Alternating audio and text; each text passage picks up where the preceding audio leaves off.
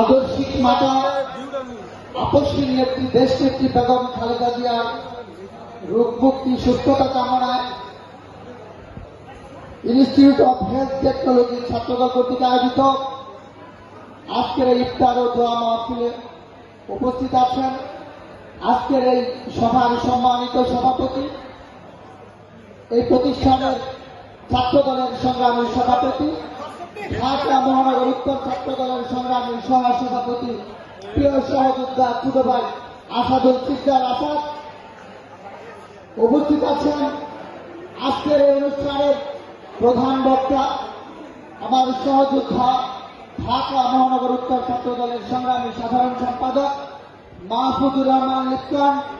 আজকের সভার সঞ্চালক এই ইনস্টিটিউটের ছাত্রদলের সাধারণ সম্পাদক আশিক জামাল সহ মঞ্চ উপস্থিত এই ইনস্টিটিউট ছাত্রদলের সাবেক সভাপতি সুমান ফসল ছাত্রদলের সাবেক নেতৃবৃন্দ এবং বিভিন্ন ইউনিট থেকে আগত বিভিন্ন পর্যায়ের নেতৃবৃন্দ এবং আমার সামনে উপস্থিত স্বৈররানী শেখ হাসিনার রক্তচক্ষুকে উপেক্ষা করে অস্ত্রের সামনে দাঁড়িয়ে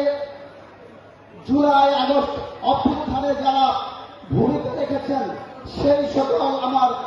সহযোদ্ধা ছোট ভাই ও বোনেরা সকলকে জানাই আমার ব্যক্তিগত পক্ষ থেকে এবং ঢাকা মহানগর উত্তর ছাত্রদলের পক্ষ থেকে পবিত্র রমজানের শুভেচ্ছা। সংগ্রামী ভাইয়েরা, বক্তব্যে অনেক কিছুই বলার ছিল,